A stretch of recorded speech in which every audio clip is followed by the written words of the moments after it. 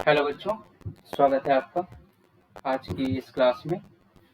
मुख्यमंत्री अभ्युदय योजना में आप सभी का स्वागत है। और पढ़ेगा उत्तर प्रदेश बढ़ेगा उत्तर प्रदेश, ये हमारी टैगलाइन है। जैसा कि आप जानते हैं कि आपके टॉपिक स्ट्रक्चर की क्लासेस हैं, तो पहली चीज़ कि जल्दी जल्दी आप लोग क्लासेस में ज्वाइन कर लें। तो मैं क्लास स्टार्ट करूँ। मैं एक बारी नाम ले लेता हूँ। प्रखर, शिवपूजन, निखिल, अभिषेक, अजीत, मिस्टर सिंह, ठीक है, और अंचल, गुड़िया, Suhasini, Shubhi.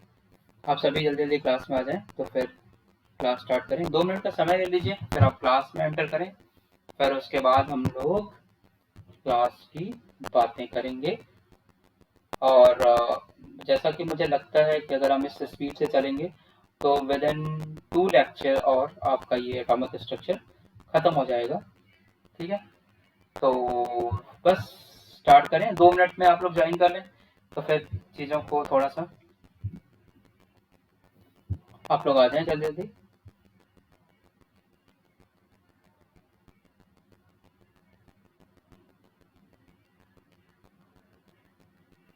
Very good evening, very good evening सभी को। गुड इवनिंग सुबह, गुड इवनिंग, गुड इवनिंग प्रखर, गुड इवनिंग अजीत, अभिषेक।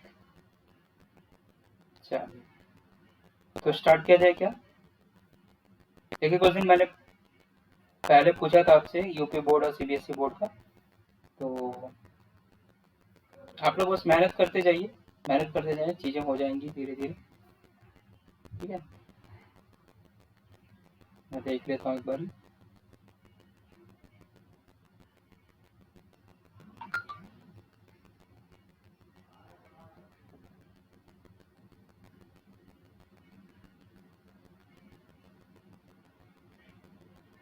उत्कर्ष, रीता जी भी हमारी क्लास की हैं, अंचल, सरोज, सुमन जी हैं, अंजलि हैं।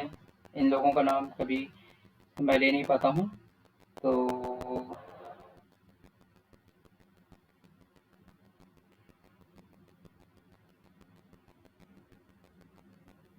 ठीक है। तो आप लोग जल्दी जल्दी क्लास में आ जाएं तो फिर हम लोग स्टार्ट करें अपनी क्लासेस को। स्टार्ट कर दीजिए अपनी क्लासेस, क्लासेस स्टार्ट कर दीजिए।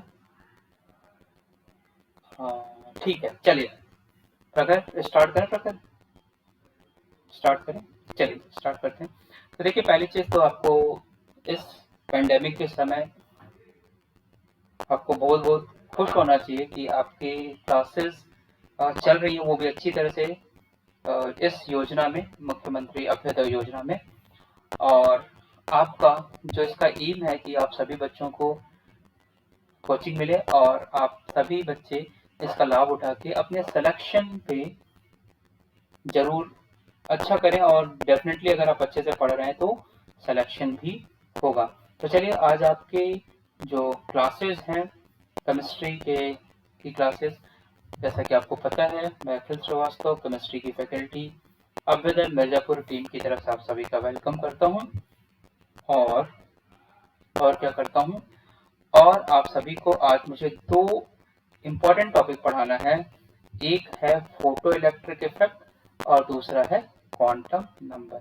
कुछ और भी चीजें इम्पॉर्टेंट इसमें होंगी और इस पे बेस्ड हम क्वेश्चन की बात करेंगे। देख लेते हैं कि आज हम किस टॉपिक को डिस्कस करने जा रहे हैं। तो आज हम जिस टॉपिक को डिस्कस करेंगे उसमें पहला ही है photo electric effect. No doubt, मैंने जैसे बताया कि फोटो इलेक्ट्रिक इफेक्ट प्रकाश वैद्युत प्रभाव, थोड़ा सा इसका पार्ट इसके पहले वाले लेक्चर में हो चुका है।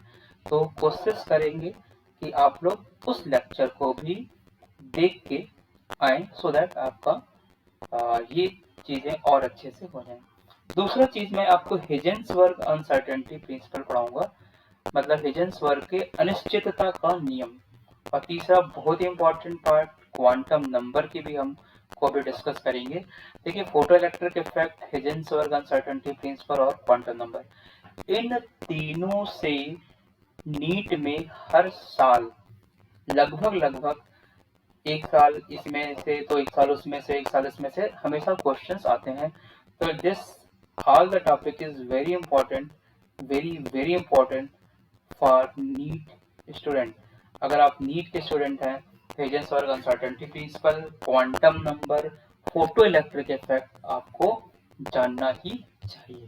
ठीक है, तो चलिए स्टार्ट करते हैं आपके फोटो इलेक्ट्रिक इफेक्ट के। तो लास्ट टाइम में मैंने आपको कुछ चीजें बताई थी, अगर आपको ध्यान हो तो बताइए जरा, क्या पढ़ाया था मैंने?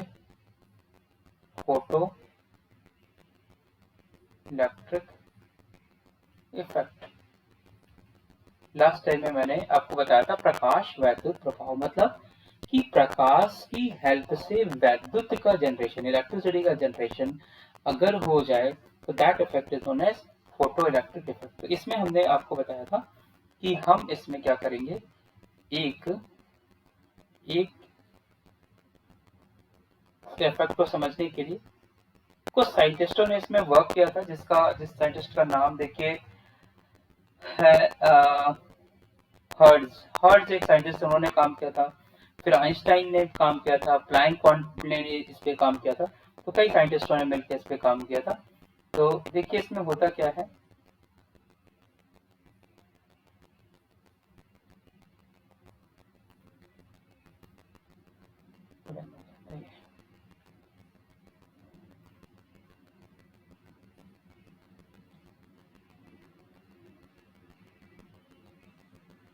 अब देखिए यहाँ पे है ना, तो ध्यान से देखते रहिए इसको। हाँ, तो अब अगर आप यहाँ से कुछ ऐसा करिए, एक लाइट का सोर्स, मतलब यहाँ पे आप अपना टर्मिनल ले लीजिए, कैथोड एनोड वाली बातें, और उस टर्मिनल से आप एक कनेक्ट कर दीजिए बल्ब, इलेक्ट्रिक बल्ब कनेक्ट कर दीजिए। अच्छा, ये बल्ब आपको पता है कि ये तभी ग्लो करेगा जब आपकी सर्किट कंप्लीट हो जाए। अगर सर्किट, जैसे कि यहाँ आप देख रहे हैं कि सर्किट कंप्लीट नहीं है, तो ये बल्ब ग्लो नहीं करेगा। यहाँ तक तो सभी को क्लियर है। तो अगर मैं कुछ ऐसा करूं कि इस पे मैं अगर लाइट डालूं और उस लाइट से यहाँ का इलेक्ट्रॉन निकल के इस टर्मिनल पे पहुंच जाए, लाइट डालने से यहाँ का इलेक्ट्रॉन निकल के इस टर्मिनल पे पहुंच जाए, तो क्या आपका सर्किट कंप्लीट हो जाएगा क्या? प्रखर बताओ, शिवपूजन, क्या आपका सर्किट कंप्लीट हो जाएगा क्या? और अगर आपका सर्किट कंप्लीट हुआ तो क्या ये बल्ब जलना स्टार्ट कर जाएगा क्या? क्या ये बल्ब जलना स्टार्ट कर जाएगा क्या? तो ये जो बल्ब जला, सुभी सुभी बताओ, ये जो बल्ब जला गुड़िया, ये जो बल्ब जला, क्या वो इसलिए जल रहा है क्योंकि यहाँ यानी जो लाइट है, यहाँ जो लाइट मैंने यहाँ डाला, अच्छा लाइट की एनर्जी क्या होगी, एच न्यू। जो लाइट यहाँ मैं डाल रहा हूँ, उसी लाइट के इफेक्ट से इलेक्ट्रॉन यहाँ से निकला और इसने सर्किट कंप्लीट कर दी और आपका इलेक्ट्रिसिटी जनरेट हो गया। तो यही चीज हुई, ये किसकी वजह से हुई? लाइट की वजह से। इसलिए इस इफेक्ट को हम बोलते हैं photo electric effect. Last class में मैं आपको इसके बारे में बता चुका हूँ कि फोटो इलेक्ट्रिक इफेक्ट को कहाँ कहाँ देखते हैं हम अपने लाइफ में। ठीक है, इतनी बात समझ में आ गई? इतनी बात समझ में आ गई? अच्छा, अब अगर आप इसकी डेफिनेशन लिखना चाहते हैं तो लिख सकते हैं, flow of light with the help of photon, with the help of light is known as photo electric effect. But आप नीट की तैयारी कर रहे हैं तो डेफिनेशन लिखने की कोई जरूरत नहीं है, बस इसे समझ लीजिए। अब दूसरी चीज समझिए और ध्यान से समझिए। क्या यहाँ, जरा मुझे बात बताइए, क्या यहाँ आपने जो प्लेट ली है, इस प्लेट को मैं ये वाली प्लेट को रेड कलर से बना दे रहा हूँ, क्या इस प्लेट की दो खास बात होनी चाहिए, एक ही खास बात होनी चाहिए, कौन सी खास बात होनी चाहिए वो समझिए आप पहले। इस प्लेट का जो आयनाइजेशन पोटेंशियल है, मतलब जो आयनन विभव है, वो कम होना चाहिए। Ionization potential of this plate is low. अगर आयनाइजेशन पोटेंशियल कम नहीं है तो ये अपने इलेक्ट्रॉन को बाउंड करके रखेगा, बांध के रखेगा, और आपका इलेक्ट्रॉन कभी भी दूसरे प्लेट पे नहीं पहुंच पाएगा। इसलिए इस कंडीशन में इसकी खास बात ये होती है कि इसकी आयनाइजेशन पोटेंशियल कम होनी चाहिए। तो उस केस में अगर आप लो आयनाइजेशन पोटेंशियल की बात करते हैं तो सीजियम आपका बेस्ट मेटल होगा फॉर दिस, या गुड मेटल होगा for photo electric effect. Clear है? इतनी बातें क्लियर है? आगे बढ़े। इतनी इतनी बातें क्लियर है? निखिल, मिस्टर सिंह, मिस्टर अभिषेक, क्लियर है ये बातें कि इसका आयनाइजेशन पोटेंशियल मतलब, आयनाइजेशन पोटेंशियल का मतलब होता है आयनन विभव, हिंदी में बोलते हैं इसको आयनन विभव, आयनन विभव। ये इसके बाद में ये चैप्टर खत्म होने के बाद पीरियोडिक क्लासिफिकेशन पढ़ाऊंगा, उसमें आपको ये चीजें क्लियर हो जाएंगी। ठीक है, चलिए अब दूसरी बात सुनिए और ध्यान से सुनिएगा, ध्यान से सुनिएगा, आपको एक एक चीजें क्लियर हो जाएंगी, एक एक चीजें क्लियर हो जाएंगी। अब एक बड़ी इंपॉर्टेंट चीज बता दूं क्या आप लोगों को, एक बहुत इंपॉर्टेंट चीज बता दूं आप लोगों को, देखो बहुत ध्यान से देखना बेटा। यहाँ पे जो ये मेटल है, मैं थोड़ा सा मेटल की जो सीट होगी वो होगी तो पतली, बट आप क्या करेंगे, यहाँ पे मैं थोड़ी मोटी सीट दिखा रहा हूँ सो दैट आपको समझ में आ जाए। जैसे जो सीट है, जैसे सपोज करिए इतनी बड़ी सीट है, इतनी पतली सीट है, दैट इज सफिशिएंट, इतना ही होना चाहिए। यहाँ मैं थोड़ा सा यहाँ बता दे रहा हूँ आपको। अच्छा अब जरा देखो यहाँ पे जो इलेक्ट्रॉन है, जो यहाँ पे इलेक्ट्रॉन है, क्या ये इलेक्ट्रॉन उस मेटल से कुछ फोर्स ऑफ अट्रैक्शन से बंधा होगा क्या? क्या ये इलेक्ट्रॉन उस मेटल में कुछ फोर्स ऑफ अट्रैक्शन से बंधा होगा क्या? और अगर ये इलेक्ट्रॉन कुछ फोर्स ऑफ अट्रैक्शन से बंधा होगा तो उसको एनर्जी देके पहला काम हमें क्या करना होगा, उसको उसके सरफेस पे लाना होगा। क्लियर है मेरी बातें? क्लियर है मेरी बातें? समझ आ रही है आपको? जल्दी बताइए। आप ऐसा समझिए, सिंपल सी बात है। इसको दूसरे वे से समझा दूं क्या? दूसरे वे से समझा दूं? अगर आप समझना चाहते हैं तो दूसरे वे से मैं समझाता हूँ आपको। देखिए ध्यान से, बहुत बहुत ही ध्यान से समझने की कोशिश कीजिएगा। आप मान लीजिए क्लास में बैठे हैं, आप कहाँ पे बैठे हुए? क्लास में। अलग अलग स्टूडेंट अलग अलग रो में बैठा हुआ है। ये जो स्टूडेंट है वो क्या हुआ, ये इलेक्ट्रॉन है।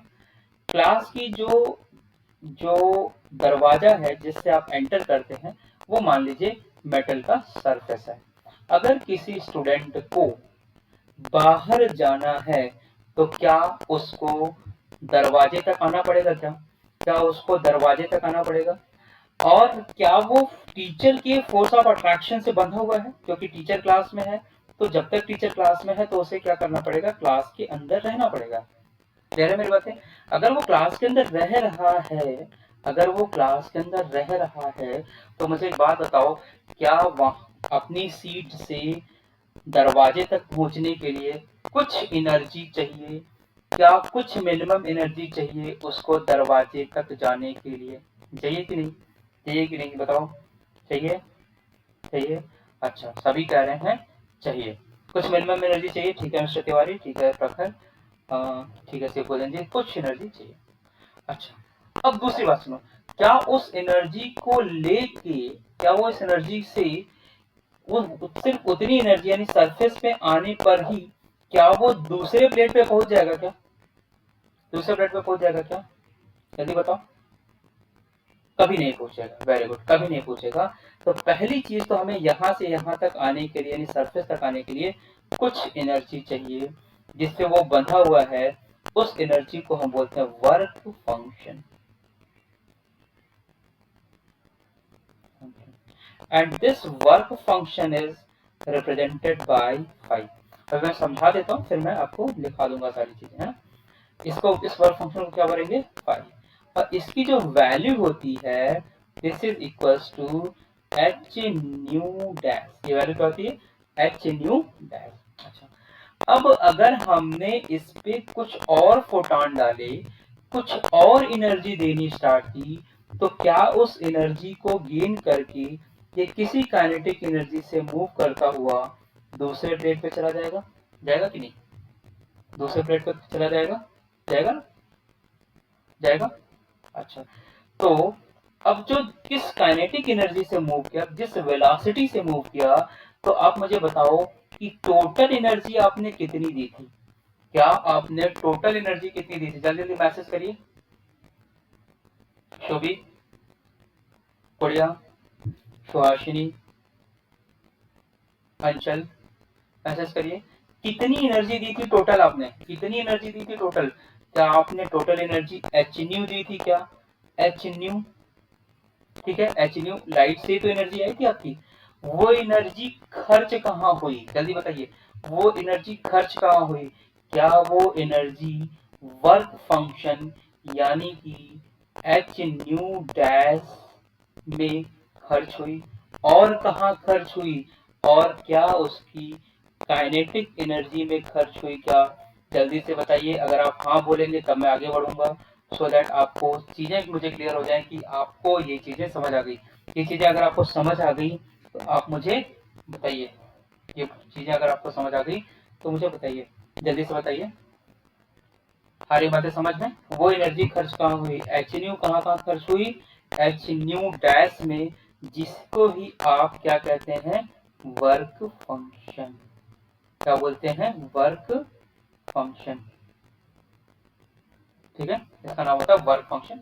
5 सीरीज नोट करते हैं। इसका हिंदी वाला जो टर्म है वो आप इसे एक बार कोशिश कीजिएगा, देख लीजिएगा, एग्जैक्टली मुझे ध्यान नहीं है इसका। तो और वो दूसरी एनर्जी कहाँ चली जाएगी, काइनेटिक एनर्जी में कन्वर्ट हो जाएगी, ठीक, क्लियर है यहाँ तक बातें, यहाँ तक क्लियर है। जैसे एक सिंपल सी बात है, आपके अगर घर से कोई आपको बुलाने आएगा, आप क्लास में ले रहे हैं, तो पहली कंडीशन क्या है, अगर मैं क्लास ले रहा हूँ तो आपको मुझसे पूछ के एक तो दरवाजे तक जाना है, क्यों जाना है, क्योंकि आपके घर से कोई आया है और उसने बोला है कि आपको जाना है, तो हमारे पास एक इंफॉर्मेशन आएगी, तो दैट एनर्जी जो घर से आई वो क्या हुई, एच न्यू, एक मिनिमम एनर्जी क्या हुई, एच न्यू डैश, और उसके बाद जैसे आप दरवाजे पे जाएंगे, अगर आपको घर जाना है तो जल्दी जल्दी चले जाएंगे ना, मूव करके दौड़ते हुए चले जाएंगे, तो वो क्या हुई, that is the kinetic energy. तो क्या मैं इसको लिख सकता हूँ कि काइनेटिक एनर्जी जो होगी वो क्या होगी, H new minus H nu dash, होगी ना, होगी, और इसको अगर मैं एच को कॉमन ले लूँ तो new minus new dash, new minus new dash, ये जो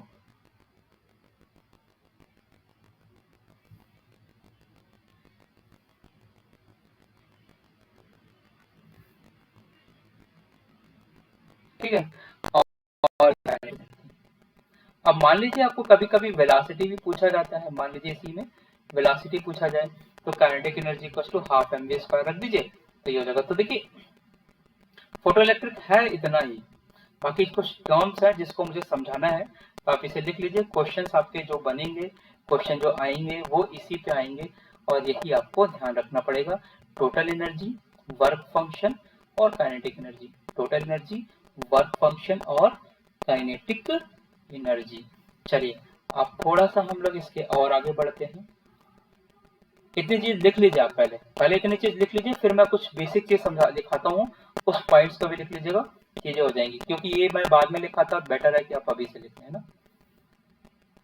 फिर मैं आपको वर्क फंक्शन लिखा देता हूँ, थ्रेशोल्ड फ्रीक्वेंसी लिखा देता हूँ, थ्रेशोल्ड लैम्डा लिखा देता हूँ, ये तीन चीज और तीन चीजों का डेफिनेशन भी पूछा जाता है। तो चलिए इसे कर लीजिए, हो गया।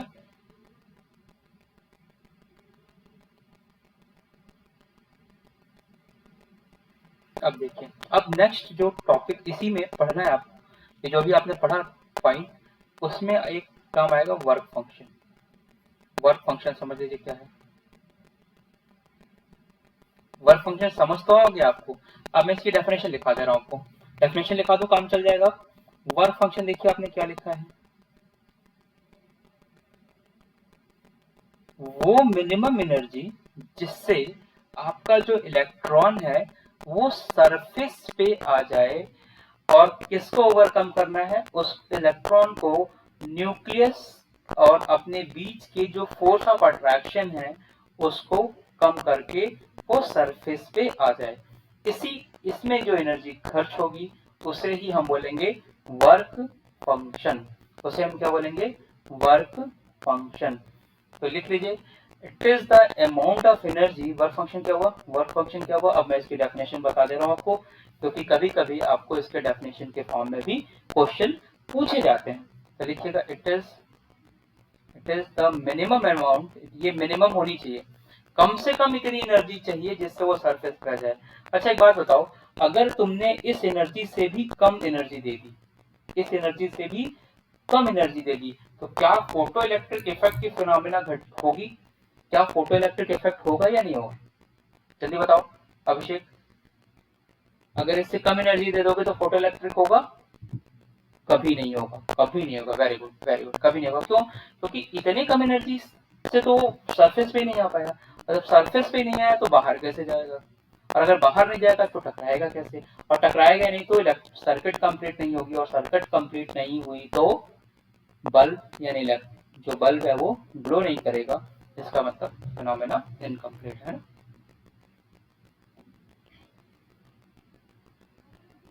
ठीक है, चलिए तो अब हम बात करते हैं आपको।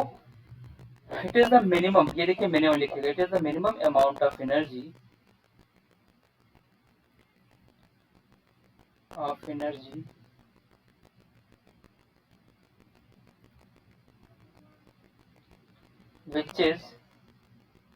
which overcome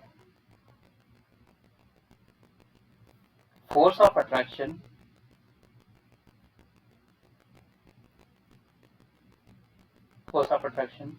between nucleus and electron, so that electron come on the surface,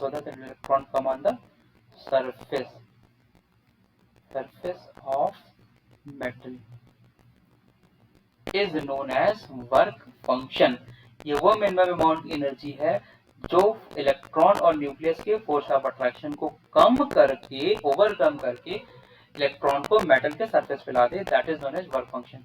और इसे डिनोट कैसे करते हैं? It is denoted by phi, ऐसे फाई से सब डिनोट करते हैं। ठीक, और इसकी जो वैल्यू होती है, या कहीं कहीं से डब्ल्यू से भी डिनोट करते हैं वर्क फंक्शन, और इसकी जो वैल्यू होती है ये क्या होती है? H nu dash.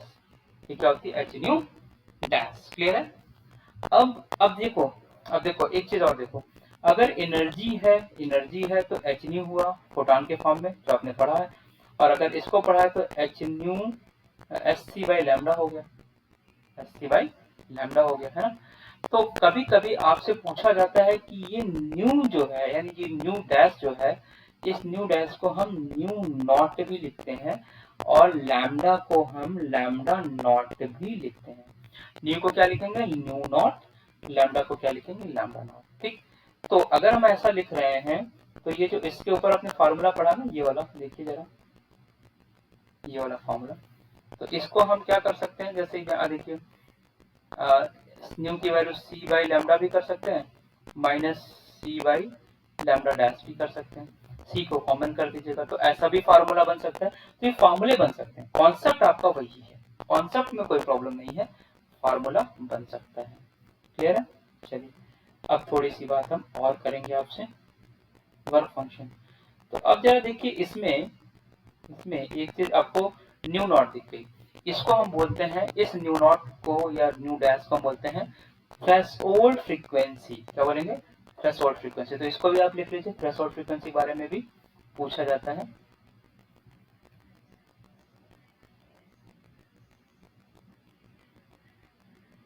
Threshold frequency.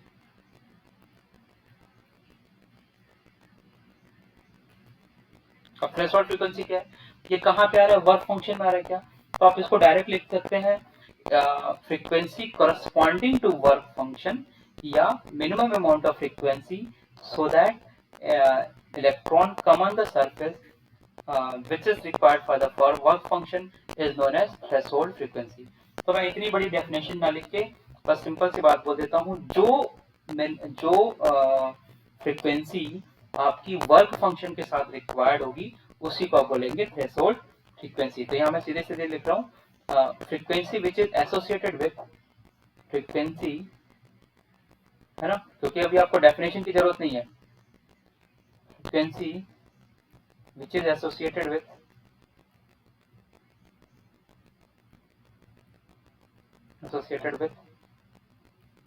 work function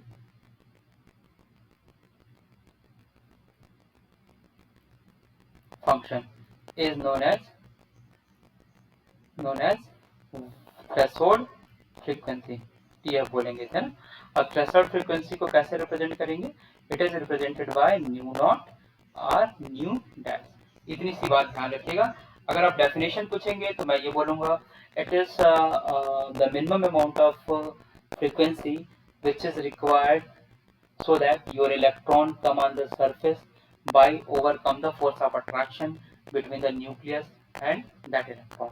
तो इतना बड़ा डेफिनेशन लिखने की जरूरत नहीं है, सिंपल सी बात समझ लीजिए कि जो भी वर्क फंक्शन के साथ जो भी आपकी फ्रीक्वेंसी होगी उसके साथ जो एसोसिएट होगी that is known as threshold frequency. अगर थ्रेशोल्ड फ्रीक्वेंसी की बात कर रहा हूं तो यहाँ पे एक और टर्म आता है जिसे आप बोलते हैं थ्रेशोल्ड वेवलेंथ।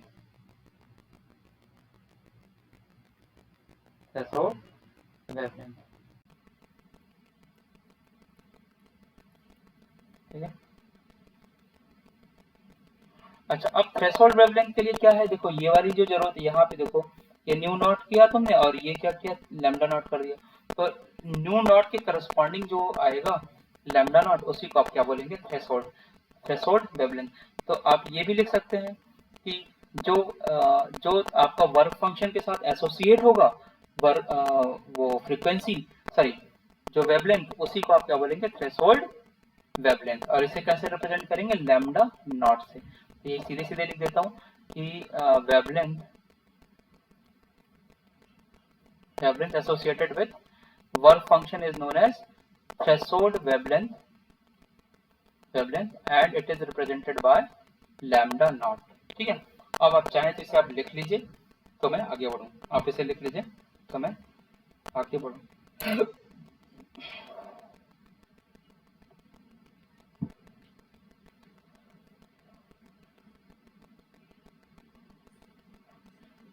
इस पे भी क्वेश्चंस आते हैं आपके, बहुत बार क्वेश्चन आते हैं, तो इसको थोड़ा सा आप फोकस करके रखिएगा। मेंस की जो तैयारी कर रहा है उसके लिए तो जरूर आता है। अभी मैंने जेई में इसके थोड़े कम क्वेश्चन देखे, बट इसके मैं क्वेश्चन आपको कराऊंगा जरूर, है ना। इसको क्वेश्चन मैं कराऊंगा जरूर, तो थोड़ा सा आप उसको ध्यान रखें। थोड़ा सा और आगे चलते हैं, थोड़ा और कॉन्सेप्ट को सीख लेते हैं हम लोग कि वर्क फंक्शन के बाद हमें और किन किन चीजों की जरूरत पड़ेगी, है ना। क्योंकि हिजेंसबर्ग अनसर्टेनिटी, इसके बाद आपका हिजेंसबर्ग अनसर्टेनिटी प्रिंसिपल आता है। अच्छा, क्लियर है, ये बात लिख लिया आपने, समझ में आ गई तो चले आगे बढ़े। ये बात समझ आ गई तो आगे बढ़े, ये बात समझ आ गई तो आगे बढ़े। देखो लिख लिया हो आपने, तो ये आपका ये आप पढ़ लीजिएगा, तो मैं इसके बाद इसके क्वेश्चंस कराऊंगा आपको, है ना। अभी अभी करेंगे तो आपके गलत होने के चांसेस रहेंगे, तो बेटर है। और अगर आप नीट की तैयारी कर रहे हैं तो एनसीईआरटी में पीछे कुछ क्वेश्चन दिए हुए हैं फर्स्ट चैप्टर में। क्वेश्चन नंबर अगर आप 53, 54 यहाँ से लेकर 60 तक लगा लीजिए, तो 53 से जो एनसीईआरटी के क्वेश्चन है वो इसी वाले पार्ट में है और अच्छे क्वेश्चन है, उतने में आपके कॉन्सेप्ट क्लियर हो जाएंगे। बट फिर भी मैं अपने साइड से एक दो क्वेश्चन आपको जरूर कराऊंगा, पहले आप कॉन्सेप्ट समझ लें, ठीक है। चलते हैं, थोड़ा सा और आगे बढ़ते हैं। अब नेक्स्ट इंपॉर्टेंट चीज, हिजेंसबर्ग अनसर्टेनिटी प्रिंसिपल। हिजेंसबर्ग, इसे समझ लेते हैं, हिजेनबर्ग अनिश्चितता का नियम बोलते हैं इसे।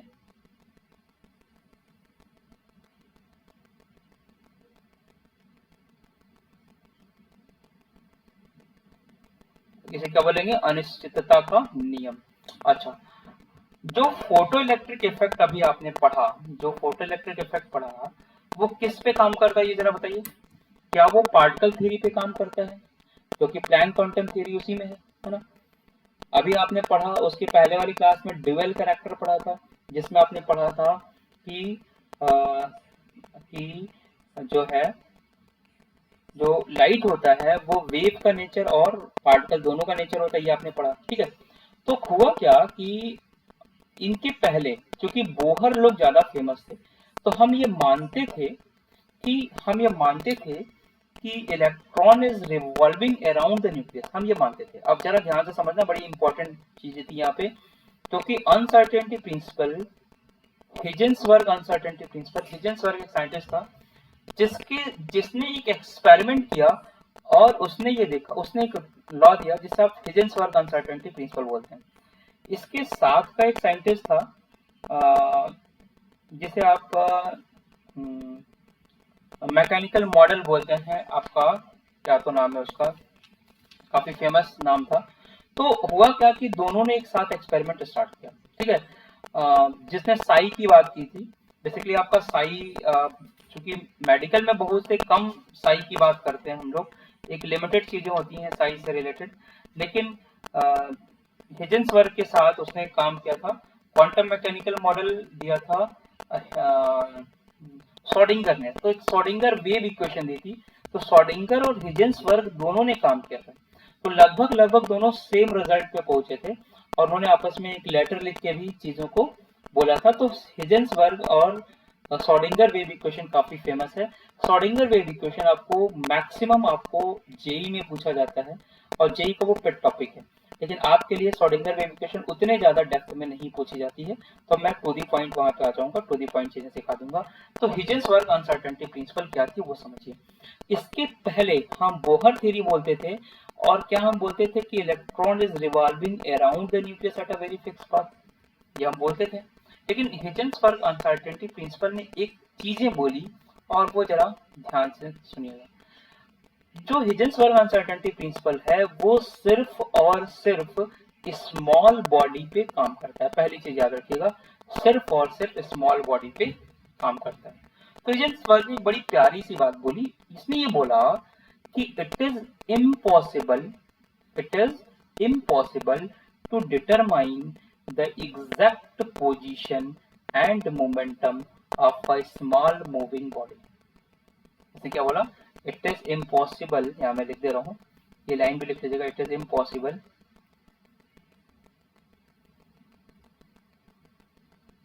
to find or determine the exact position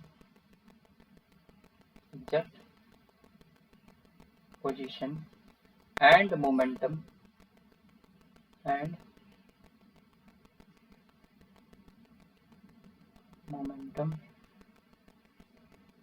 of a small moving body। अब स्मॉल मूविंग बॉडी में जरूरी नहीं है कि आपका इलेक्ट्रॉन हो सकता है प्रोटॉन भी हो सकता है एंटी प्रोटॉन या कुछ इलेक्ट्रॉन का, बस स्मॉल मूविंग बॉडी होनी चाहिए, ये हमें पता होना चाहिए, ठीक है। It is impossible to determine the exact position and momentum of a small moving body simultaneously, ये याद रखना है, साइमल्टेनियसली।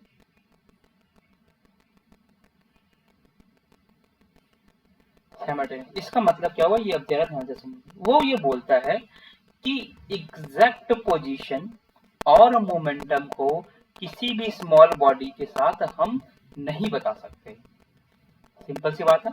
अब इसको मैं एक एग्जांपल से बताता हूं। जैसे सुभी है, सुभी सुभी सुभी इस समय क्या कर रही है, क्लास ले रही है, ठीक है।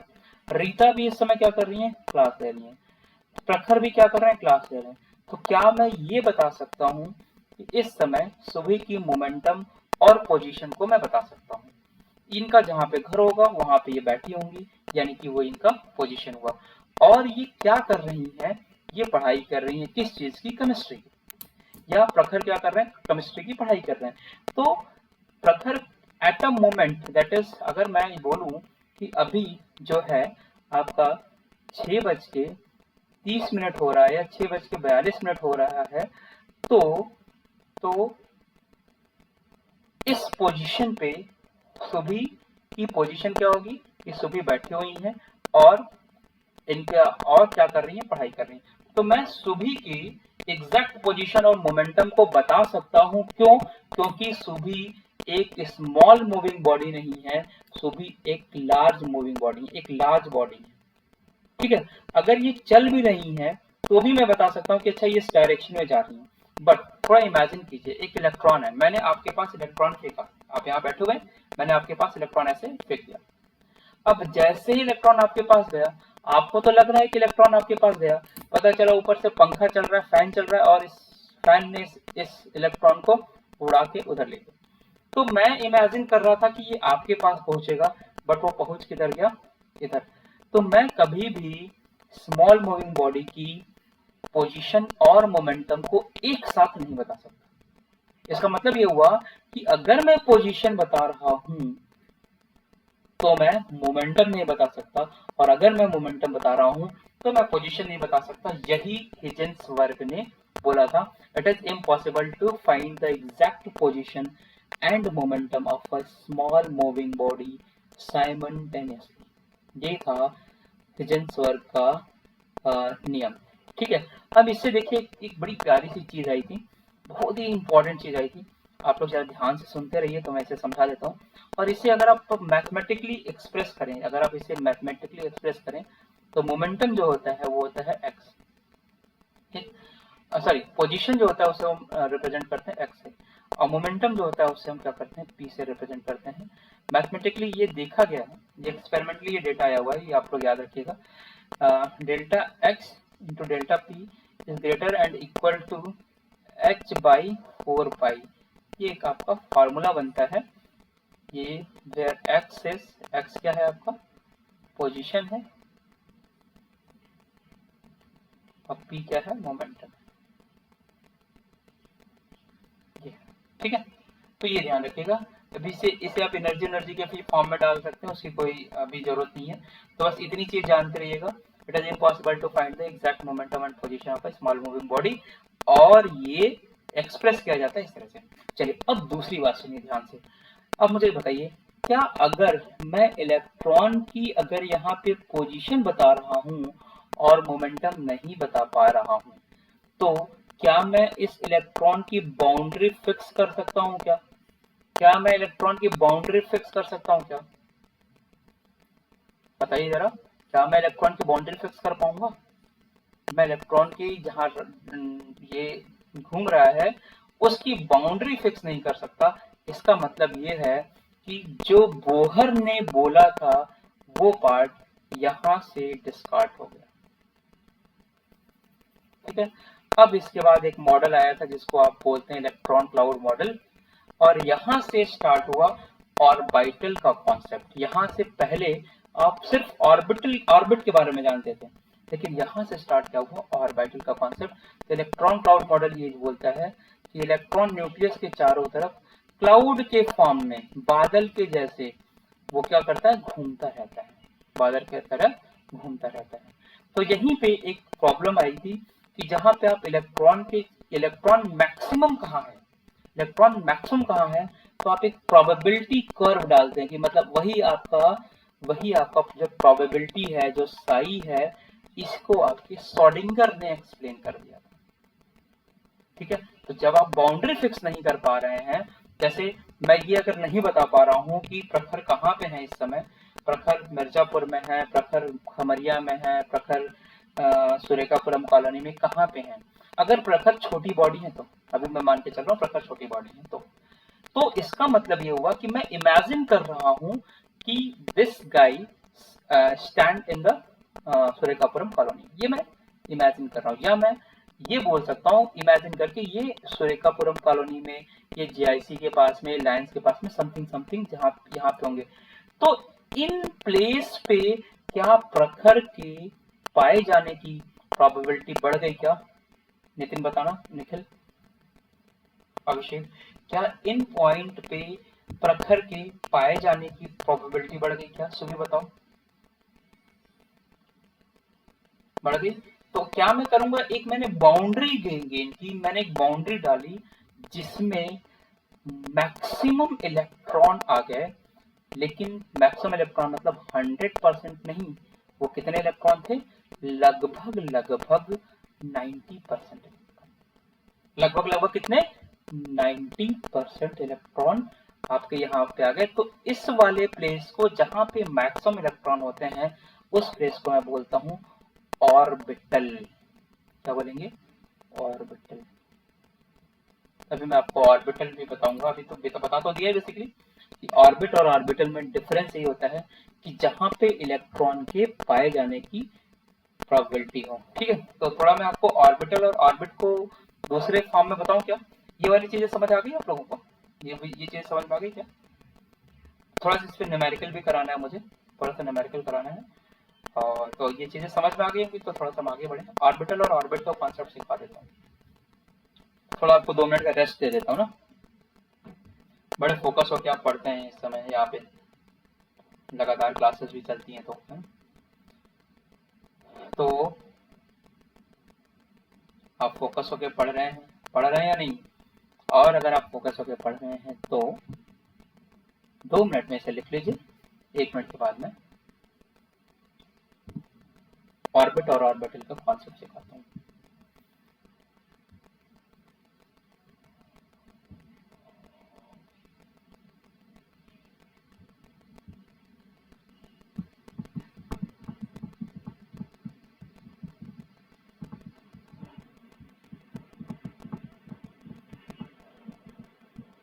रेस्ट कर लिया हो तो आप बताइए, चलें क्लास आगे बढ़ाएं। रेस्ट कर, एक मिनट का रेस्ट ले लिया कीजिए बीच में, 10 मिनट पढ़िए फिर एक मिनट रेस्ट ले लीजिए, 10 मिनट पढ़िए फिर 1 मिनट रेस्ट। तो इस तरह से आपकी चीजें हो जाएंगी ना।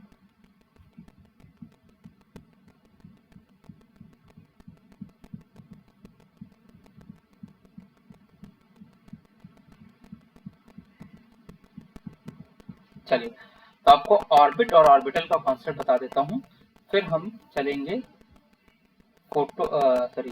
क्वांटम नंबर को थोड़ा समझेंगे। ठीक है, अच्छा अब इसको समझते हैं थोड़ा सा।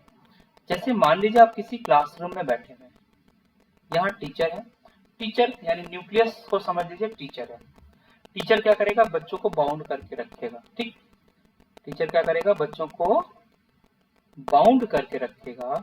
अब आपने देखा है कि क्लास में ऐसे सीट लगी होती है ना, तो मान लीजिए ऐसे सीट लगी है, अलग अलग सीट होती है। जैसे मान लीजिए इधर 3 बच्चे हैं, इसमें 2 बच्चे हैं, इसमें 3 बच्चे हैं, तो इस तरह से मतलब अलग अलग क्राइटेरिया होता है।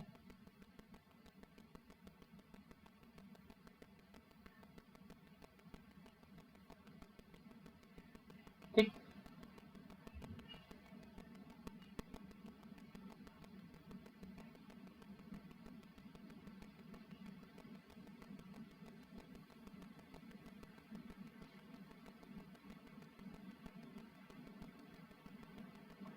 ठीक है, चलिए ये क्लासरूम है।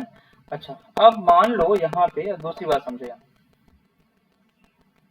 यहाँ पे शिवपूजन बैठा हुआ है, यहाँ पे प्रखर बैठा हुआ है, यहाँ पे सुभी बैठी हुई है, यहाँ अंचल है।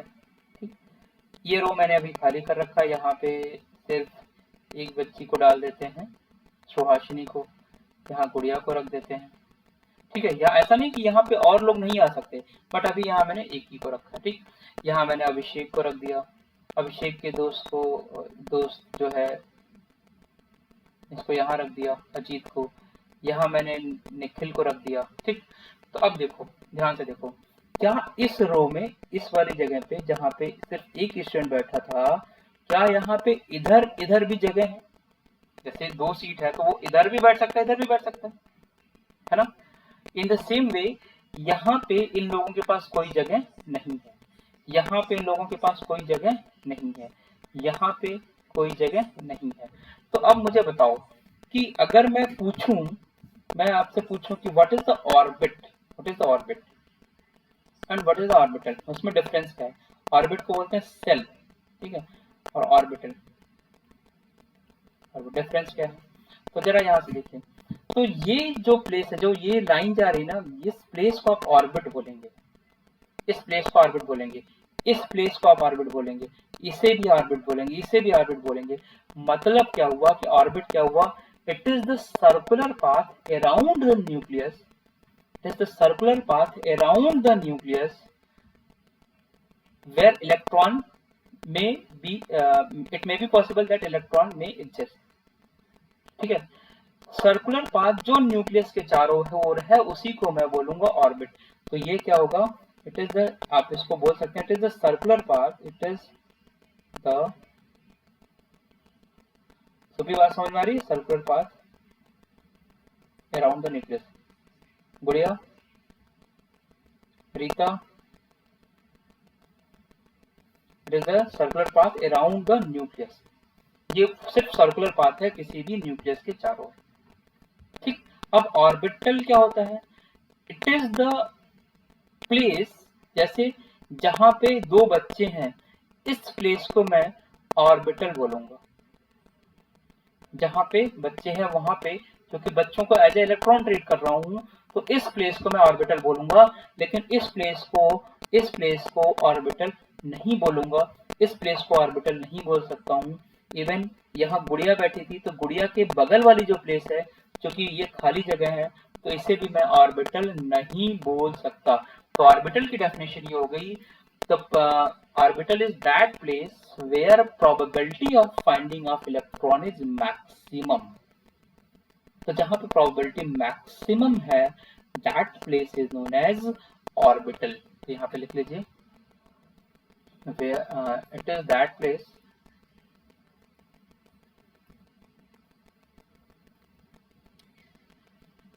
where probability of finding of electron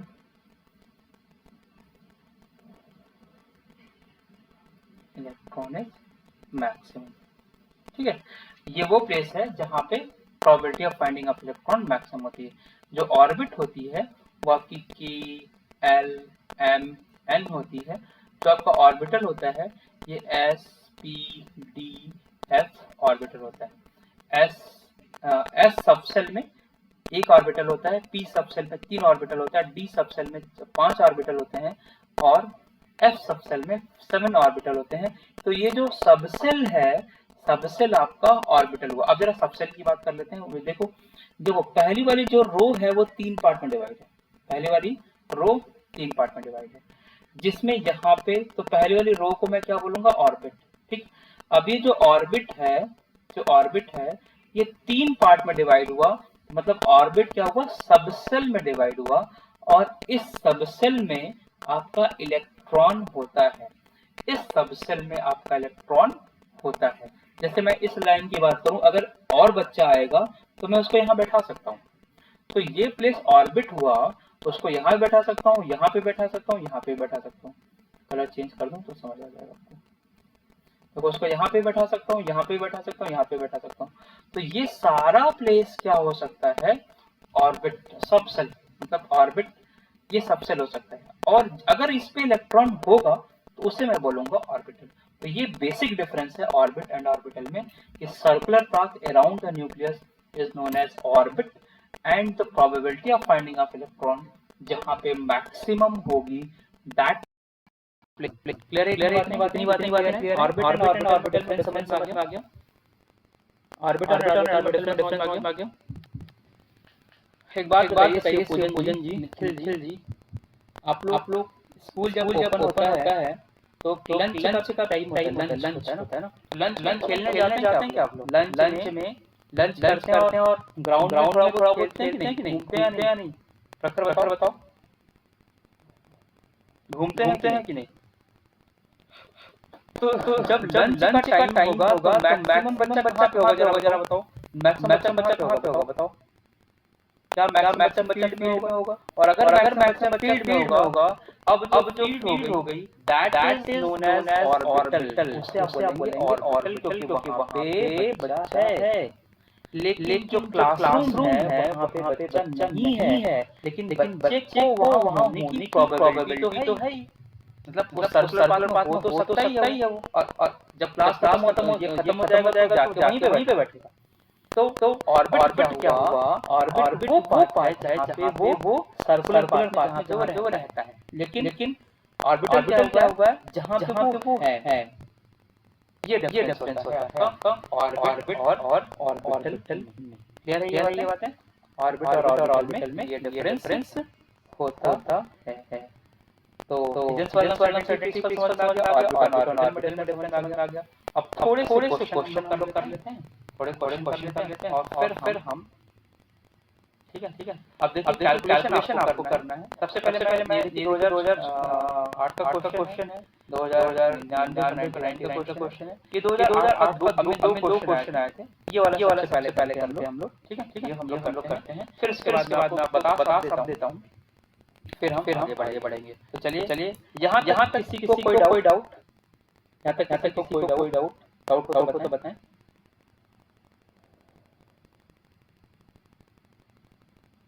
यहाँ तक कोई डाउट? नहीं, ठीक है। चलिए बहुत ध्यान से सुनिए और ध्यान से करिए, डेफिनेटली आप लोग अच्छा करेंगे, है ना? थोड़ी हिम्मत रखिए। सारे सिलेबस खत्म करना है with in the time frame. हम लोग ये सारी चीज़ों को करेंगे। देखिए अब ये कहता है if uncertainty in position and momentum are equal then uncertainty velocity is ठीक। तो अनसर्टेनिटी अब यहाँ देखिए थोड़ी सी बात, delta x into delta p, तो भी बताना बेटा। सुहासिनी बढ़िया। एच बाई 4 पाई ये फॉर्मूला होता है, प्रखर ये फॉर्मूला होता है ना। अब ये क्या कह रहा है कि एक्स की जो वैल्यू है वो पी के बराबर है। एक्स की वैल्यू बराबर है पी के बराबर। ठीक। तो अनसर्टेनिटी वेलोसिटी पूछ रहा है। अच्छा, क्या मैं एक्स की जगह पी लिख दूं? क्या एक्स की जगह पी लिख दूं? Into p greater and equal to h by 4 pi. तो क्या मैं ये बोल सकता हूँ p square is greater and equal to h by 4 pi. ये हो जाएगा। अगर ये हुआ तो पी की जो वैल्यू है पी स्क्वायर, ये वेलोसिटी पूछ रहा है ना, वेलोसिटी पूछ रहा है। अच्छा। अब ये जो पी है इस पी को क्या मैं एम इंटू वी लिख सकता हूँ क्या? एम इंटू वी का square p equal to m लिख सकते हैं ना। P equal to m into v लिख सकते हैं। This is equal to not equal to greater and equal to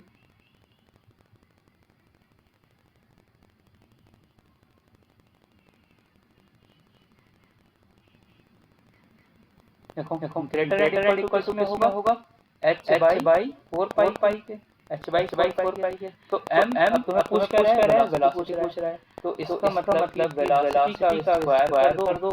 यहाँ क्या हुआ एच बाई 4 पाई कर लो। ये एम स्क्वायर, यहाँ पे वी एम और वी दोनों स्क्वायर था तो एम स्क्वायर में आ जाएगा। ठीक है। अब तुम्हें चाहिए वेलोसिटी, तुम्हें क्या चाहिए वेलोसिटी। तो अब जरा इसको सॉल्व कर लो, इसको सॉल्व कर लो। देखो तो सॉल्व करो, क्या हो जाएगा? जो वेलोसिटी है वो क्या हो जाएगा h by 4 pi m square का रूट। तो ये क्या हो जाएगा? 2 को बाहर कर लो, एम को बाहर कर लो, 1 by 2 into m under root में एच बाई पाई। ये वैल्यू आ रही है। ठीक। 1 by 2 m under h by pi. ये देखो कौन सा क्वेश्चन है? 1 बाई 2 एम। हाँ, ये देखो पहला आ रहा है आंसर, पहला आंसर आ रहा है। चलो इसको देख लो, एक बार देख लो, क्वेश्चन उतार लो और फिर कैसे सॉल्व किया ये भी देख लो। जल्दी कर लो इसको, फिर हम आगे बढ़ें। इसको जल्दी कर लो, फिर हम आगे बढ़ते हैं इसमें, है ना? समझ आ रहा है कि नहीं? शिवपूजन, मिस्टर शिवपूजन, समझ आ रहा है? देखिए दो लेक्चर में ये मेरे ख्याल से खत्म हो जाना चाहिए चैप्टर, 2 या मैक्सिमम 3 इसके बाद। क्योंकि आप क्वांटम नंबर अगर अभी आज स्टार्ट कर दूंगा, थोड़ा सा खत्म हो जाएगा। तो क्वांटम नंबर के बाद वो पाउलियन प्रिंसिपल, हॉर्न्स प्रिंसिपल और ये सब बचा, वो एक लेक्चर वो खत्म हो जाएगा। फिर थोड़ा सा आपको साई के बारे में बता दूंगा, चैप्टर खत्म। ठीक है। थोड़ा ध्यान रखिए। अब हमें थर्ड चैप्टर पे पहुंचना है। दैट इज क्या है थर्ड चैप्टर आपका पीरियोडिक क्लासिफिकेशन। ठीक है। फिर थोड़ा गैसेस पे चल देंगे, फिर आप बोलेंगे तो ऑर्गेनिक क्या उस टॉपिक पे हम आ जाएंगे। लेकिन पहले इन चीजों को आप कर लें फटाफट।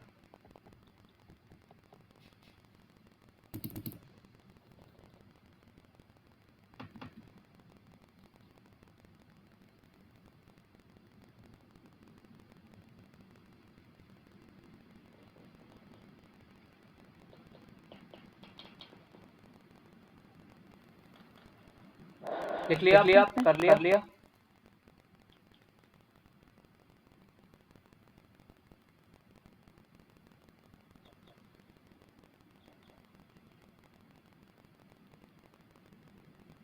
ठीक है। चलिए ये हो गया। अब थोड़ा सा दूसरे क्वेश्चन की तरफ चलते हैं। देखिए दूसरे क्वेश्चन थोड़ा सा स्पेस की कमी होगी हमारे पास। जगह की कमी होगी, तो थोड़ा आप अपना कैलकुलेटर निकाल लीजिएगा और कैलकुलेटर से कैलकुलेट करके देखिए इसमें क्या कह रहा है। ये आपका सीबीएसई एआईपीएमटी में 1999 में ये क्वेश्चन आया था। डायरेक्ट क्वेश्चन है, uncertainty in momentum of an electron is this. तो अनसर्टेनिटी पोजीशन पूछ रहा है, सीधा क्वेश्चन पूछ रहा है। Delta p delta x greater than equal to h by 4 pi लगा दीजिए। अनसर्टेनिटी इन मोमेंटम दिया हुआ है, अनसर्टेनिटी पोजीशन पूछ रहा है।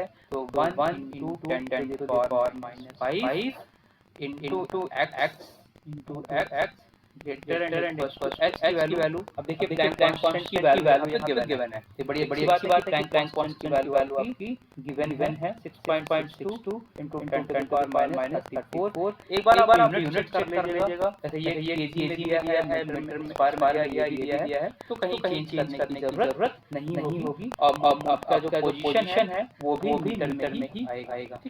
अब h हो गया, 4 पाई की वैल्यू दे दीजिए। 4 पाई की वैल्यू क्या होती है? पाई की वैल्यू 22/7 22/7 या आप इसे डिवाइड करके भी लिख सकते हैं 3.14 जो भी लिखना है। अब आपको x की वैल्यू निकाल लीजिए। अब आपको क्या करना है, यहाँ x की वैल्यू निकाल लीजिए, है ना। यहाँ देखिए x की वैल्यू निकाल लीजिए। तो x की वैल्यू क्या हो जाएगी, यहाँ मैं इक्वल लिख रहा हूँ 6.62 into 10 to the power minus 34 divided by 4 into 22 इधर गया 7 और ये नीचे आ गया। ठीक।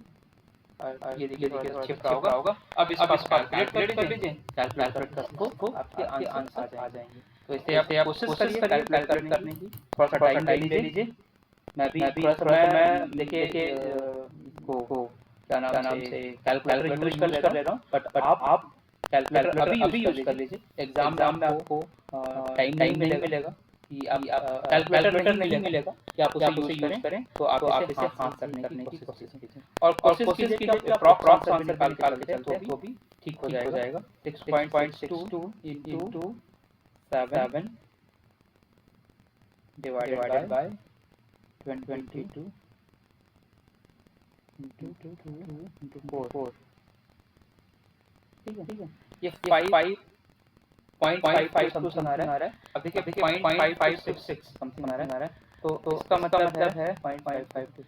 इन दोनों में से कोई याद होगा। ठीक है, इन दोनों में से कोई आंसर होगा। अब ये 10 जो है ये 5 के ऊपर गया, तो ये क्या हो जाएगा 5 अगर ऊपर जाएगा तो ये आंसर आ रहा है। यहाँ कट के ऐसे बारी है 0.5226 into 10 to the power में डालेंगे तो ऊपर 34 से नीचे 5 है, तो 34 में से 5 माइनस कर दीजिए। तो कितना हुआ माइनस का 29 हुआ क्या 29 हुआ। अब इसको आपको क्या करना है, ये पॉइंट जाना है इधर, तो ये क्या हुआ 5.26 into 10 to the power minus 30। तो देख लीजिए ये आपका आंसर आ गया। तो ऐसे क्वेश्चन आपके आएंगे, थोड़े कैलकुलेशन वाले होंगे, लेकिन फॉर्मूले बेस्ड हैं, तो सीधे आप लगाइए और आंसर आपकी आ जाएंगे। ठीक है। चलिए सॉल्व कर लेते हैं। एक क्वेश्चन ये भी था। अब ये देखिए क्वेश्चन जो है ये कह रहा था measurement of electron position is associated with an uncertain momentum which is equal to this। uncertainty momentum पर दे रखा है, uncertainty in electron velocity where mass of electron is given। इसमें कुछ नहीं करना है, मोमेंटम जो होता है मोमेंटम। ठीक है। अब मोमेंटम क्या होता है, ये होता है m into v, m into v, ये होता है मोमेंटम। अब मोमेंटम की वैल्यू दे रखा और अनसर्टेनिटी वेलोसिटी पूछ रहा है, तो मास से डिवाइड कर दीजिए। तो velocity equals to momentum by mass. तो मोमेंटम क्या दिया है 1 into 10 to the power minus 18। अब देखिए ये ग्राम में दिया है और ये भी ग्राम में दिया है, कोई बात नहीं, ये डिवाइड कर लीजिए 9 into 10 to the power minus 20। तो 10 ये क्या हो जाएगा 18 10 to the power 10 हो गया, 10 प्लस हो गया और 1/9 का मतलब हो गया 1.11 मतलब क्या हुआ 1.11 into 10 to the power 9। ठीक है, तो आपका पहला वाला ऑप्शन आ जाएगा इसका। तो बस ये देखिए सीधे फॉर्मूले बेस्ड है, आपको बस देखने में इतना बड़ा सा हिंदी मीडियम वाले बच्चे समझ लीजिए। ये कह रहा है कि position, the measurement of the electron position is associated with an uncertainty momentum, मतलब मोमेंटम में यानी संवेग में जो अनिश्चितता का अमाउंट है वो इतना है। और अगर अनसर्टेनिटी इलेक्ट्रॉन वेलोसिटी, इलेक्ट्रॉन की वेग की अनिश्चितता का मान बताइए जबकि इलेक्ट्रॉन का मास दिया हुआ है। तो अनसर्टेनिटी वाला फॉर्मूला लगाइए। इसमें पोजीशन वाला मैं नहीं लिख रहा हूं क्योंकि इसमें बोल रहा है कि वो उसको मेजर कर रहा है, मोमेंटम के लिए दिया है। तो वेलोसिटी आप वहीं से निकाल लेंगे क्योंकि पोजीशन के बारे में पोजीशन को निकाल लिया है, पोजीशन के बारे में कुछ नहीं बोल रहा है। अगर पोजीशन ही देता तब आप सीधे जो बेसिक फार्मूला होता है जैसे यहाँ पे लगाया वो आप कर लेंगे। ठीक है, तो ये है आपका पूरा अनसर्टेनिटी प्रिंसिपल। ठीक है, अब हम बात करते हैं। देखिए आपका टाइम भी लगभग खत्म होने वाला है। थोड़ा सा पढ़ाते हैं आपको। आप लोग हिम्मत के साथ बैठे रहिए। कैसे बैठेंगे? हिम्मत के साथ। ठीक है, तो हम आपको क्वांटम नंबर थोड़ी सी बता देते हैं। और नेक्स्ट अगले क्लास में क्वांटम नंबर करते हुए पाउली डिस्ट्रीब्यूशन ये सब करते हुए लगभग बाइंड अप करने के उसमें रहेंगे चैप्टर को। देखते हैं क्वांटम नंबर। हेडिंग डाल लीजिए क्वांटम नंबर। आज खत्म करने क्या क्वांटम नंबर? आप थोड़ा सा करिए तो 10 मिनट में क्वांटम नंबर कर लेते कोशिश करते हैं जहाँ तक हो जाएगा कर लेंगे ना। तो देखिए पहले क्वांटम नंबर क्या है तो भी बताएं। रीता, अभिषेक, अजीत, प्रताप सिंह, निखिल, बताऊं स्टार्ट करूं। क्वांटम नंबर बहुत ही इंपॉर्टेंट टॉपिक है और इस पे क्वेश्चन आता है। तो अगली क्लास में एटलीस्ट अगर खत्म कर लेंगे तो अगली क्लास में क्वेश्चन करा लेंगे है ना। तो थोड़ी चीजों को ध्यान रखिए। बहुत अच्छा करेंगे हम लोग। थोड़ा सा पेशेंस रखिए। तो क्वांटम नंबर पहले तो ये समझ quantum number is the quantum number. ये होता क्या है, क्या कहते हैं, क्या करते हैं इसको मैं आपको थोड़ा बताऊंगा। थोड़ा ध्यान रखिए इसको। देख होता क्या है क्वांटम नंबर। ये वो नंबर है जो किसी भी इलेक्ट्रॉन की फुल इंफॉर्मेशन देता है या जो इलेक्ट्रॉन के बारे में बताता है। That is known as quantum number. क्या लिखेंगे? It is the number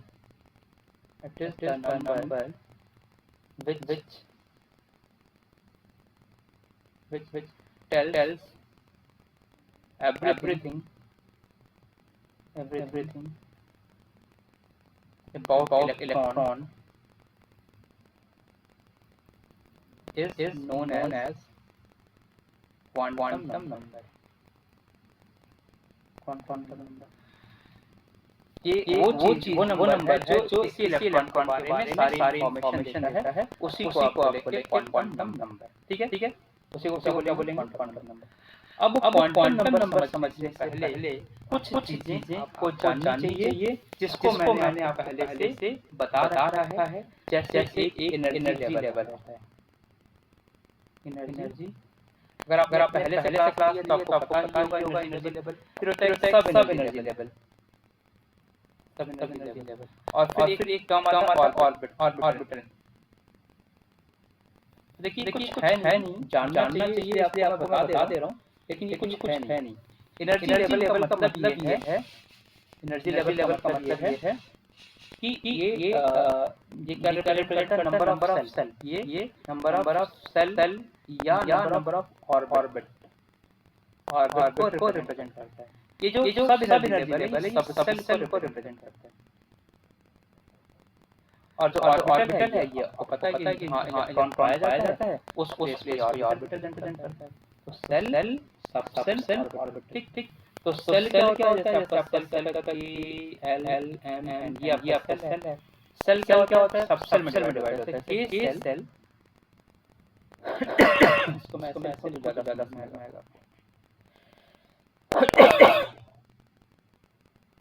L l m m n n, ये आपका सेल है, यानी लेवल है। ये जो होता है के सेल एक सबसेल में डिवाइड होता है, इसको बोलते हैं एस सबसेल। एल सेल जो होता है वो दो सेल में डिवाइड होता है, एक एस होता है और एक पी होता है।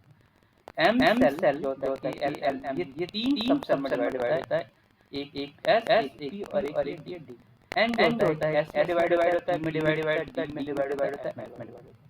अब जो सबसेल है, जैसे मान लीजिए मैंने पी सबसेल की बात की, तो P subshell is made up of 3 P orbital. तो सबसेल क्या हुआ, वो ऑर्बिटल में डिवाइड होता है, लेकिन जो भी सबसेल होगा उसी का ऑर्बिटल, मतलब पी सबसेल का P subshell is made up of 3 P orbital. अगर मैं डी की बात करूं तो D subshell is made up of 5 D orbital. ठीक है, तो कुछ बेसिक समझ में आ गई कि क्वांटम नंबर क्या होता है, वो नंबर जो किसी भी इलेक्ट्रॉन के बारे में बताता है। एनर्जी लेवल क्या हुआ, सबसेल सेल ऑर्बिटल, ऑर्बिट किससे रिप्रेजेंट करते हैं, एलिमेंट से। सबसेल क्या होता है, ये सेल सबसेल में डिवाइड होता है, ये S P D F subshell है। ऑर्बिटल क्या होता है, ये सबसेल फर्दर ऑर्बिटल में डिवाइड होता है, या आप ये बोल सकते हैं this subshell is made up of orbital. Clear है यहाँ पे बातें? क्लियर है? एक बार आप लिख लें, फिर मैं थोड़ा सा आपको बताता हूँ। ये आप लिखें जरा।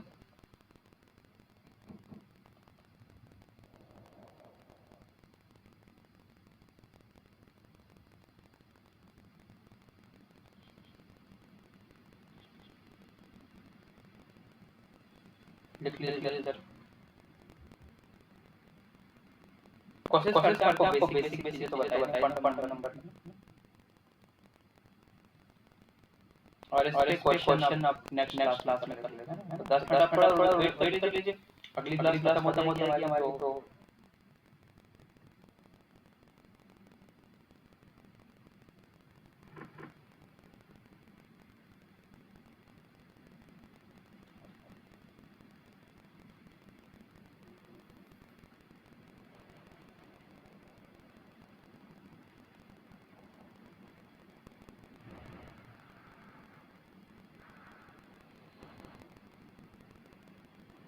ठीक है, लिख लिया, समझ में आ गया।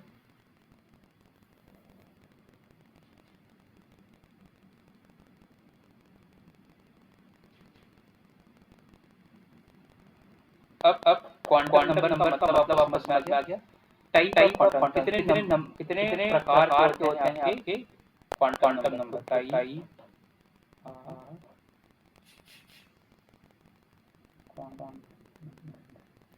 क्वांटम नंबर कितने प्रकार के होते हैं, देखिए। क्वांटम नंबर बेसिकली 4 टाइप के होते हैं। कितने टाइप के होते हैं? 4 टाइप के होते हैं। ठीक। पहले क्वांटम नंबर को बोलते हैं principal quantum number. Principal quantum number, इसे आप बोलते हैं मुख्य क्वांटम संख्या। ठीक है। फिर दूसरा जो होता है, इसको आप बोलते हैं एजीमुथल क्वांटम नंबर। इसे हिंदी में द्विगंशी क्वांटम नंबर बोलते हैं। Principal quantum number, azimuthal quantum number. तीसरा जो होता है मैग्नेटिक क्वांटम नंबर। तीसरा जो होता है मैग्नेटिक क्वांटम नंबर, यानी कि चुंबकीय क्वांटम नंबर। और चौथा जो होता है वो spin quantum number. Spin quantum number, इसको स्पिन भी बोलते हैं हिंदी में भी। तो आपके चार तरह के क्वांटम नंबर होते हैं। पहला क्वांटम नंबर क्या है, प्रिंसिपल क्वांटम नंबर। दूसरा एजीमुथल या द्विगंशी क्वांटम नंबर। तीसरा मैग्नेटिक क्वांटम नंबर यानी चुंबकीय क्वांटम नंबर। चौथा स्पिन क्वांटम नंबर। ये चार तरह के क्वांटम नंबर हैं। और इन चारों से हमें किसी भी इलेक्ट्रॉन के बारे में सारी इंफॉर्मेशन मिलती है। ठीक है। यहाँ बात आई मेरी। चलिए। अब जो प्रिंसिपल क्वांटम नंबर है उसे आप n से रिप्रेजेंट करते हैं। तो ये लिख लीजिएगा, it is represented bye n। इसे जो है एजीमुथल क्वांटम नंबर को आप l से रिप्रेजेंट करते हैं। तो साइड में लीजिएगा it is represented by l. Magnetic quantum number को आप एम से रिप्रेजेंट करते हैं, it is represented by m. Spin quantum को आप एस से रिप्रेजेंट करते हैं, तो it is represented by s, it is represented by s. तो ये हो गया मेन चीज। ठीक। अब मैं आपको क्वांटम नंबर के बारे में थोड़ी सी इंफॉर्मेशन देता हूँ, और अगर आप उस चीज को समझ जाएंगे तो डेफिनेटली मान लीजिए क्वांटम नंबर आपको धड़ाधड़ 2 मिनट में फटाफट से समझ आएगा, 2 मिनट से ज्यादा नहीं लगे। ठीक है। अब मैं जो बातें बता रहा हूँ बहुत ही ध्यान से सुनिए, बहुत ही ध्यान से। मान लीजिए मैं शिव पूजन की बात करता हूँ। शिव पूजन वर्षा के साइड में रहते हैं। ठीक है। अब हो सकता है कि शिव पूजन के गांव में दो शिव पूजन हो, ऐसा हो सकता पॉसिबिलिटी है। तो इलेक्ट्रॉन तो इलेक्ट्रॉन जैसा ही होगा, उसको आप डिफरेंशिएट नहीं कर पाएंगे। तो मान के चलते हैं कि शिव पूजन दो हैं उनके गांव में। तो अब मुझे इसी शिव पूजन के बारे में जानना है, इसी शिव पूजन के बारे में जानना है। तो अब मैं इनके बारे में कैसे जानूंगा, ये मैं बताता हूँ। पहला तो अगर मुझे इन शिव पूजन के बारे में जानना है तो मैं और ये भी हो सकता है कि दोनों अच्छे दोस्त भी हो सकता है ये साथ भी हों। तो मैं क्या करूँगा, सबसे पहली चीज मुझे बरकच्छा गांव यानी गांव में यानी विलेज में जाना होगा। ठीक। इस विलेज में जाने के बाद मुझे इनके घर पे जाना पड़ेगा, यानी जो सेकंड क्वांटम नंबर है वो इनके घर के बारे में हमें इंफॉर्मेशन देगी। अब इनके घर के बारे में हो सकता है कि दूसरे शिव पूजन का घर दूसरा हो, इनका घर दूसरा हो, अगर अच्छे दोस्त हो सकता है पास में भी हो। इस घर में जाने के बाद तीसरा क्वांटम नंबर हमें ये बताएगा कि इस रूम में चाहिए। इस रूम में जाने के बाद अगर वहाँ एक से ज्यादा लोग भी हैं तो हमें बोलना पड़ेगा कि ये वाले जो हैं वही अब हृदय की क्लास लेते हैं। तो अगर मैं इतनी बातें बता दूं तो मैं शिव पूजन के बारे में लगभग सारी इंफॉर्मेशन दे दी मैंने। पहले मैं कहाँ जाऊंगा विलेज में, फिर कहाँ जाऊंगा इनके होम में, फिर कहाँ जाऊंगा इनके रूम में, फिर कहाँ जाऊंगा ये जिस रूम में जहाँ पे बैठे होंगे। अगर मैं इतनी बात बता दूं तो मैं बोलूंगा that is the total information about the शिव पूजन।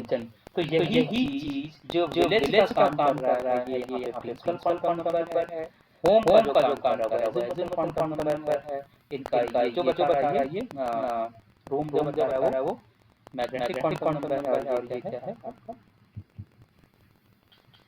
स्पिन क्वांटम नंबर है ना। तो आप इसे लिख लीजिए। एक में थोड़ा सा अब 5 जाइएगा नहीं कहीं, थोड़ा सा मैं 2 मिनट का रेस्ट लीजिए। एक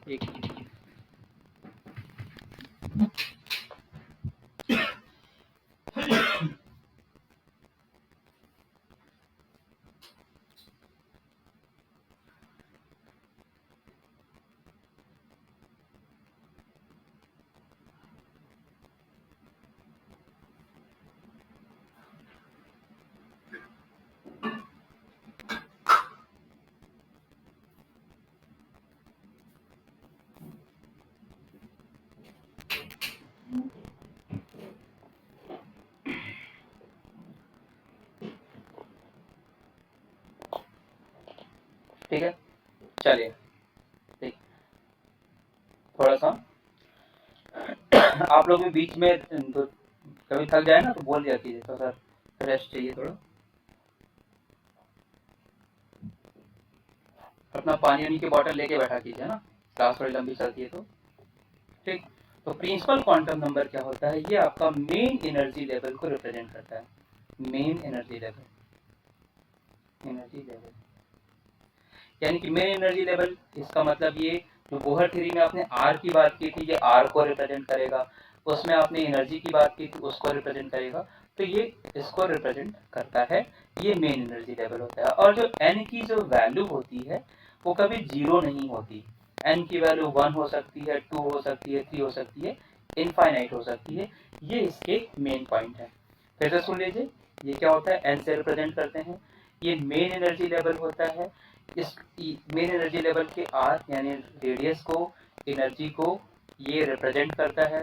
दूसरा n की जो वैल्यू है वो आपकी 0 नहीं होती है, 1 2 3 से लेके इनफाइनाइट तक कुछ भी हो सकती है। एजीमुथल क्वांटम नंबर जो होता है ये सब एनर्जी लेवल को, अभी आपने पढ़ा ना, orbit divided into sub orbital, तो ये सब एनर्जी लेवल को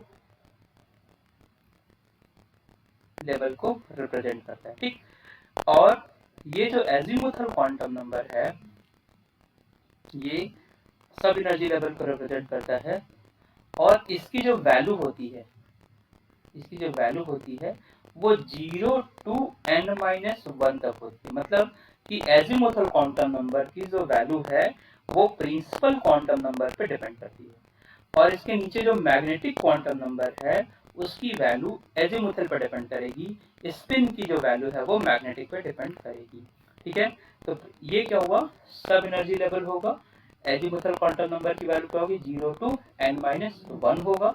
अगर एजीमुथल क्वांटम नंबर की वैल्यू 0 है तो आपके जो ऑर्बिटल है वो s सबसेल होगा, अगर ये 1 है तो ये p सबसेल होगा, और अगर ये 2 है sp d सबसेल होगा। तो ये चीज आपको देखिए सारी पूरी पॉइंट में बता रहा हूँ, इसे याद करना है। इसको लिख भी लीजिए आप लोग, इसको लिख लीजिए फटाक से। ये सब एनर्जी लेवल को रिप्रेजेंट करता है, इसकी वैल्यू 0 n से n-1 पे डिपेंड करती है।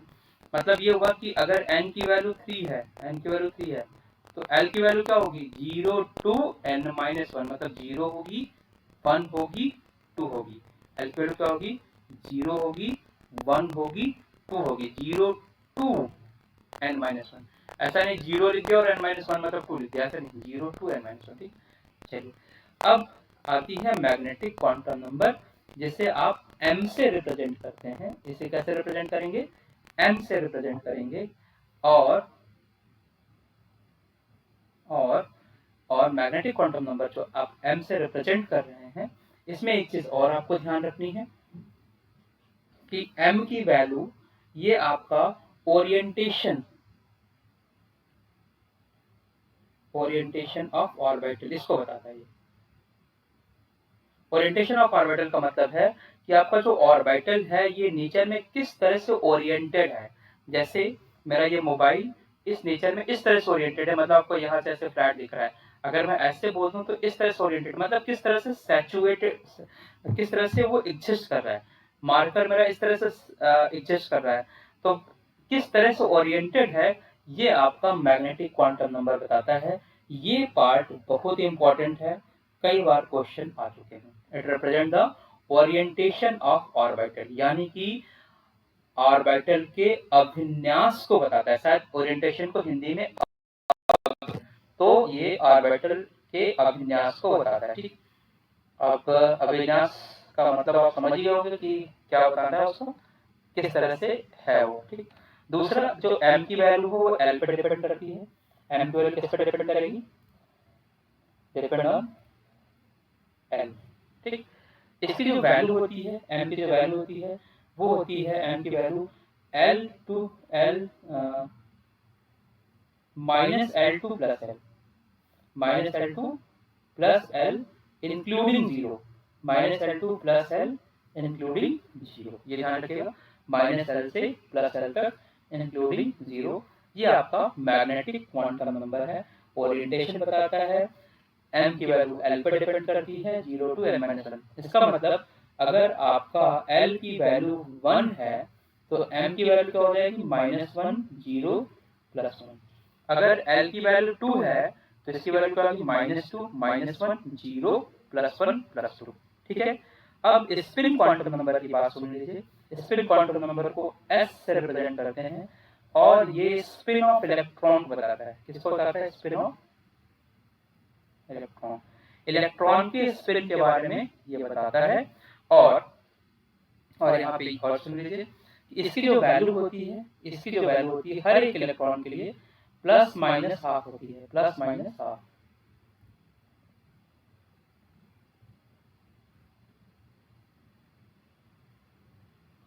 प्लस माइनस हाफ, इसकी जो वैल्यू होती है वो प्लस माइनस हाफ होती है स्पिन क्वांटम नंबर की वैल्यू जो होती है, ठीक। तो होप आप लोगों को चीजें समझ में आ गई होंगी। इतनी सी चीजें हैं। एक आपको और चीज ध्यान रखनी है, यहाँ पे जो एजीमुथल क्वांटम नंबर है जो कि सब एनर्जी की बात करता है, तो यहाँ पे एक टर्म आता है ऑर्बिटल एंगुलर मोमेंटम। एक तो होगा एंगुलर मोमेंटम जिसे आप ऑर्बिट एंगुलर मोमेंटम बोलते हैं, mvr = nh/2 पाई। एक होता है ऑर्बिटल एंगुलर मोमेंटम, बहुत बार क्वेश्चन आ चुका है, इसको मैं नीचे लिख देता हूँ। ये orbital angular momentum azimuthal quantum number से ही होता है। तो ऑर्बिटल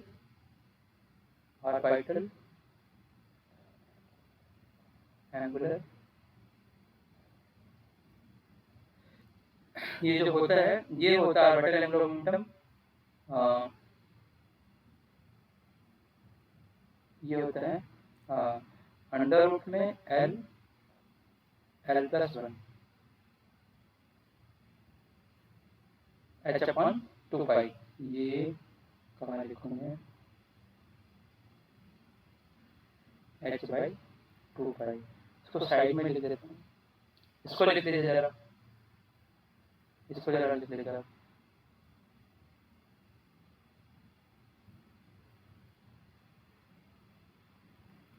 ये ऑर्बिटल एंगुलर मोमेंटम का फॉर्मूला होता है, तो इसको आप लोग लिख लीजिए।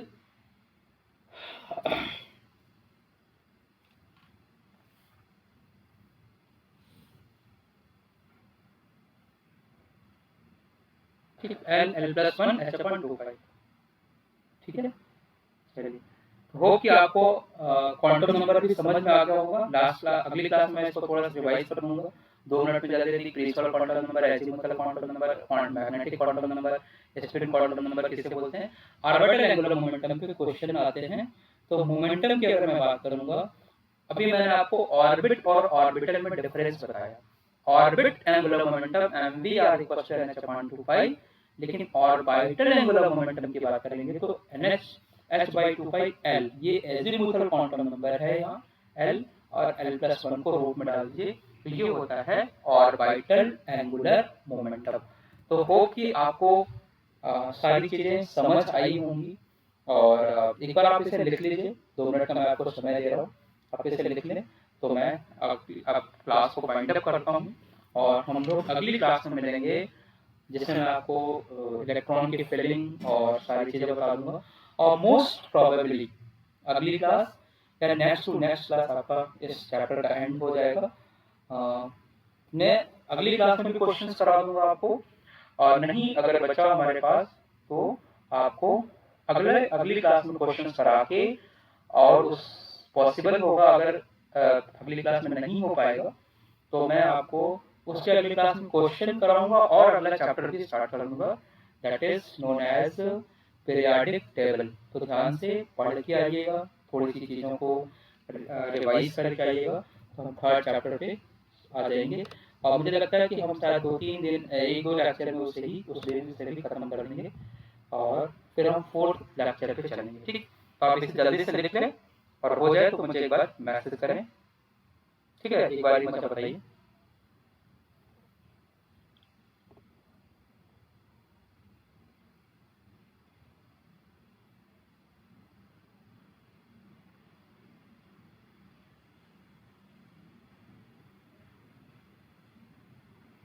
चलिए, हो गया, हो गया।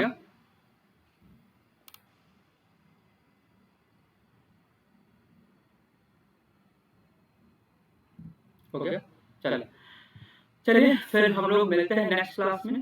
ठीक है, थोड़ी सी चीजें पढ़ के आइए, थोड़ा मोटिवेटेड रहिए, अच्छे से करिए, डेफिनेटली आप लोग बहुत अच्छा करेंगे। आपकी चीजें आप जितनी चीज मैं पढ़ा रहा हूँ, अगर सिलेबस खत्म हो जा रहा है, देखिए उससे उससे ज्यादा नहीं आएगा। और इतना मान के चलिए, अगर उतनी चीज आप पढ़ लिया, समझ लिए, तो आपका श्योर सिलेक्शन होगा, श्योर सिलेक्शन होगा। तो सिलेक्शन के लिए कोई भी चीजें मत सोचिए, जितनी चीजें बता रहा हूँ उतना पढ़ लीजिए, दैट इज इम्पोर्टेंट। और क्लास का बेनिफिट उठाइए, लाभ उठाइए, आपकी जो क्लासेस अभी चल रही हैं। ठीक है, तो नेक्स्ट क्लास में हम लोग फिर मिलेंगे। तब तक के लिए आप अपना ख्याल रखिए, अपना ध्यान रखिए, और आपके जो दोस्त हैं जो क्लास नहीं कर पाए हैं, कभी कभी क्लास करते हैं, कभी कभी नहीं, उन्हें भी मोटिवेट करें कि वो भी क्लास में। ठीक है, चलिए फिर हम लोग मिलते हैं नेक्स्ट क्लास में।